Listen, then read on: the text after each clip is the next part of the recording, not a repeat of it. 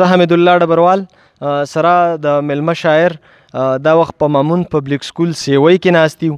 غواړو چې د شاعر ملګري سره تعارف وکړو، پیژندګلو ورسره وکړو او د هغې نه څه شعر و شاعري مو اورو او تاسو ته یې ورسوو. السلام علیکم قاري صاحب. وعلیکم السلام ورحمت الله وبرکاته. قاري صاحب که خپل نوم راته ووایې. زما نوم عمر حکیم هاشمي دی، د سلاردو سره تعلق لرم او بس دلته مامون پبلیک های سکول کې سبق وایم 9 کلاس کې. ډیره ښه خبره ده. قاري صاحب د شعر او شاعرۍ سم د کله نه د ادبي ذوق څه د کله نه مختی او د کله نه شاعري کوئ؟ یار دا خو ما ته پته نه لګېږي چې کله نه ورسره داسې منسلک شوی یم، خو شوق مې ورسره انتهایي سیوا او بس دغه شان شاعري کوم دغه راته. عمر حکیم هاشمي صاحب شعر به درنه اورم، ستا د شعر نه مخکې زما خپل یو غزل ټولو اورېدونکو ته ډالۍ چې د ځان پورې محدود یو د خپل ځان نه لرې نه یو، د ځان پورې محدود یو د خپل ځان نه لرې نه یو، د زړه فیصله منو د درمان نه لرې نه یو. شاعر جانانه راشه مصلحت کوو لږ کښېنه، دا ولې د وربله او د پیزوان نه لرې نه یو. لوتیان سمود عادیان الله په کاڼو باندې وشتل، موږ هم د ربدار شو د اسمان نه لرې نه یو. الله منو رسول منو د حکم تابع نه یو، څه دومره د اسلام او د قرآن نه لرې نه یو. توبه وباسه سم شه ګورې وروسته به خفه یې، قسم دی ډبرواله د رحمان نه لرې نه یو. هاشمي صاحب که خپل غزل د اورېدونکو سره شریک کړئ. ډېره مننه جي، زه غزل به ووایم. د وخت بلها خلک کوشش مې په ایمان کوي، د وخت بلها خلک کوشش مې په ایمان کوي، قرآن زما دی او تجربې پې کافران کوي. ډېر ښکلی دی، ډېر زبردست دی. بیا ووایه. د وخت بلها خلک کوشش مې په ایمان کوي، قرآن زما دی او تجربې پې کافران کوي. شاید الله م نه پیژني نه خو کلمه وایي پیله، شاید الله م نه پیژني نه خو کلمه وایي پیله، خو مسلمان بچي ته غوږ کې اذان کوي. ډېر ښه دی، ډېر زبردست دی.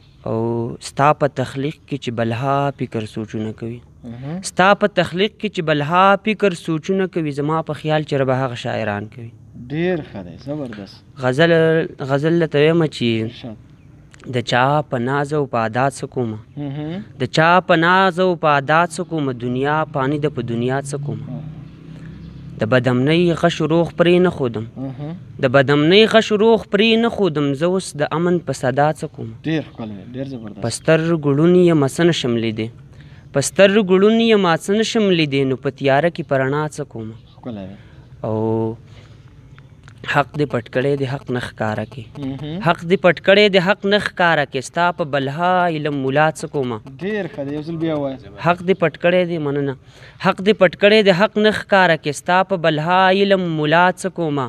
چې مې د مر کړی ته ښه نږدې کوي، چې مې د مر کړی ته ښه نږدې کوي، نو بیا شپه ښه ده په سبا څه کومه. ډېر ښکلی دی، ډېر ښکلی. چې مې د مر کړی ته ښه نږدې کوي، نو بیا شپه ښه ده په سبا څه کومه. چې مې د ژوند په تلوسو کې پرېږدي، چې مې د ژوند په تلوسو کې پرېږدي، ستا په دوستۍ جانانه بیا څه کومه.